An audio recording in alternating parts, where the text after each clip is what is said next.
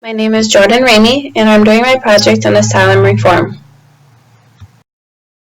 The insane were once viewed as people who had lost their reason and were not responsible for their actions. They could only be housed until they either somehow got better or they died. Treatments of the insane were mostly physical and included bleeding, whipping, beating, spinning, chained, and isolation from others. The sick and insane were confined into cages, closets, cellars, stalls, and pens. They were commonly beaten with rods, were chained, and were lashed into obedience. Those who were mentally ill were treated unfairly with controversial experiments conducted upon them. Three major reformers who believed the mentally ill needed treatment and care and not punishment were Philippe Pinel, Dorothea Dix, and Dr. John Galt. Philippe Pinel was a French physician who was instrumental in the development of more of a humane approach to the custody and care of psychiatric patients. He viewed the insane as people who had lost their reason because of exposure to severe stress or shocks. Victorians used terms like brain fever and shattered nerves to describe this kind of condition. Pinel believed that patients could be helped through moral treatment, which included friendly discussions of patients' problems, chores or occupation to discipline their time, and guidance for their interactions with others. This is a photograph of Philippe Pinel untraining his patients. Dorothea Dix was very important in the reform of asylums.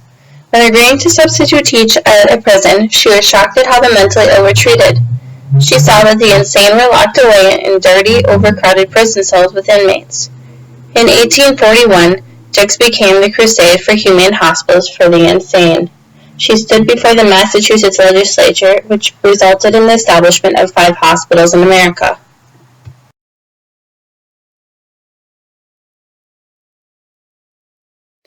In 1852, Dix's influence resulted in the Bill for the Benefit of the Indigent Insane. By this bill, legislation set aside over 12 million acres of federal land to be used to benefit the insane. Most of this went to maintaining facilities. Dr. John Galt started to work for the Eastern State Insane Asylum at 22 years old as a superintendent for the hospital. As a physician, he introduced moral management therapy to his patients. Galt said this therapy taught the mentally ill to differ from us in degree but not in kind, as they are entitled to human dignity. Galt used restraints very seldom. He went a whole year working at the asylum not having to use restraints on any patients. Instead, he used the calming medication, opium. Dr. John Galt was an advocate for deinstitutionalization.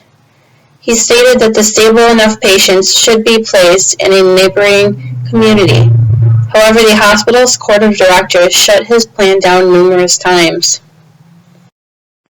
Dr. John Galt had 3 successive revolutions in psychiatry while in Williamsburg, Virginia. His first revolution was the hospital's founding as a publicly supported facility exclusively for the care of the mentally ill. Galt's second revolution was the introduction of moral management theory, stating they differ from us in degree but not in kind. The third revolution stated that Dr. John Galt was the first to advocate deinstitutionalization and community-based mental health care. In the early 1800s, Massachusetts had 1 private asylum for the mentally ill. However, only wealthy families could afford to send their family member there. The Eastern Lunatic Asylum housed 125 patients under Dr. John Galt's supervision in 1841. By 1904, there was a rapid expansion where the United States insane asylums housed more than 150,000 patients.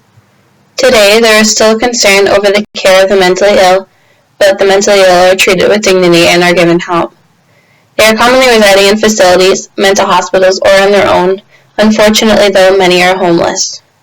There is also an increase of mentally ill in prisons. The asylum reform has gone a long way, however, there is still room for improvements. This is a timeline of 2 important hospitals that were talked about. In 1773, the first insane asylum in America opened, the Eastern Lunatic Asylum in Williamsburg, Virginia. The mentally ill were first looked at as having a disease that could be treated. In 1821, the first New York State Penitentiary was established from the recognition of the mentally ill in prisons. It provided more of a proper environment for treatment.